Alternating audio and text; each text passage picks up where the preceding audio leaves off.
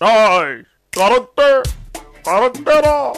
ప్రేమ గురించి నాకే తెలుసు, లాలా మజ్నుకు తెలుసు, జీవిత రాజశేఖర్కు తెలుసు, ప్రభాస్ ఇలియరాకు తెలుసు. నాకు తెలుదనే కదా.